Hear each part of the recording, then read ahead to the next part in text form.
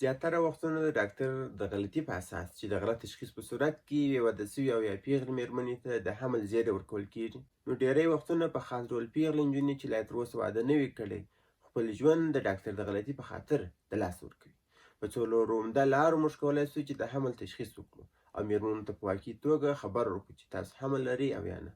چې د دې په اساس موږ د غلطیو، مړینو او اشتباهاتو مخه نیولی سو، لکه اعراض، علایم، لابراتواري معاینات او تلویزیوني معاینات، چې په مجموع کې 3 ډوله شواهد کټګوري سوي دي او په هغه باندې موږ په خاصه فیصدي باندې پر حمل باندې د موجودیت او رد کولو پرېکړه کولی سو. لومړی پر هغه شواهدو خبرې کوو چې لږ احتمال د دې څه چې مېرمن دې حمل ولري، چې په هغه کښې اول د میاشتني عادت ورکېدل او یا هم تر خپل نورمال وخت ځنډېدل دي، او دوهم د مېرمنې د سینو ناراحتي او غټوالی ده، دریم مېرمنې ته د سهارني استفراقاتو او خواګرځي راپیدا کېدل دي، څلورم د محبل په مخاطي غشا کې تغییرات رامنځته کېدل دي، یعنې د مېرمنې د محبل د شاوخوا د نرمو غوښو رنګ تورېږي چې ورته چادوي کسان وایي،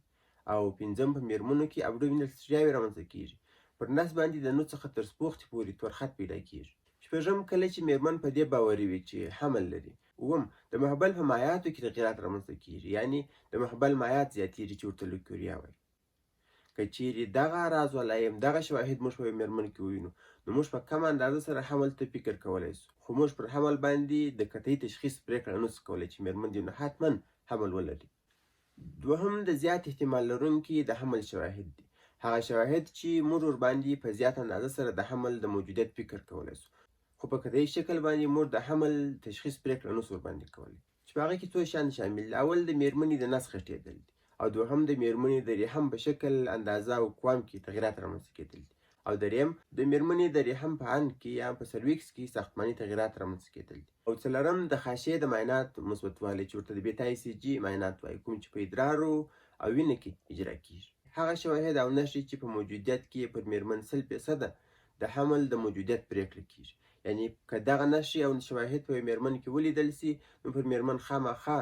دا پرېکړه کېږي چې مېرمن حمل لري، نور که مېرمن پیغله وي او یا هم که مېرمن واده لري. اول که چیرې د مېرمن په رحم کې د ډاکټر په واسطه د ماشوم د زړه اوازونه واورېدل سي، او دوهم که چیرې د ډاکټر په واسطه د ماشوم حرکات جس کړلی سي، او دریم که چیرې د تلویزیوني معاینات په واسطه د مېرمنې په رحم کې ماشوم په سترګو ولیدل سي. تر څو چې مېرمنې ته الټراساونډ یا تلویزیوني معاینات اجرا نه سي، هېڅکله او په هېڅ صورت سره پر مېرمن د حمل درلودلو شک او پرېکړه مه کوئ. دا ځکه چې داسې ډېرې پېښې رامنځته سوي دي چې په اطرافو کې ډاکټر د خپل فیس په خاطر ناروغ مرکز ته د الټراساونډ لپاره نه لیږي او مېرمنې ته کاذب قناعت او کاذب جواب وایي، چې زیاتره وخت والدین د حمل لپاره د کلونو انتظار په کولو سره بیا هم د ډاکټر په واسطه دوکه کېږي او بالاخره نتیجه یې منفي راوځي. او ځینې وخت خو داسې پېښېږي چې د یوې پیغلې مېرمنې نس د بلې ناروغۍ او یا بل سبب په خاطر باندې پړسېدلی او غټ سوی وي، نو ډاکټر د خپلې غلطي په خاطر د مېرمنې په واسطه وایي چې ناروغ دې حمل لري. زیاتره وختونه بیا د کورنۍ غړي د دې پر ځای چې ناروغ یې تخصصي مرکز ته د لاس تشخیص لپاره بوځي، خپله خور یا لور وژني. کوشش وکړئ کله چې الټراساونډ مېرمنې ته اجرا کوئ، نو د ناروغې څخه لومړی دا پوښتنه وکړئ چې ته واده لرې او که نه، او هیڅ وخت د یو ډاکټر په فیصله داسې عمل اقدام مه کوئ. لومړی مشکل ځان ته معلوم کړئ، ناروغ تر تخصصي مرکزه ورسوئ، دا ځکه چې د مېرمنو نس یوازې د حمل په خاطر نه پړسېږي. مېرمنو ته د سهار د وخته خواګرځی یوازې د حمل په خاطر نه پیدا کېږي. مننه کوم چې زموږ طبي سپارښتنې تعقیبوئ او د مور او ماشوم ژوند او روغتیا ته خاص پاملرنه کوئ. نظر مو راسره شریک کړئ او زموږ طبي سپارښتنې د خپلو دوستانو سره شریکې کړئ.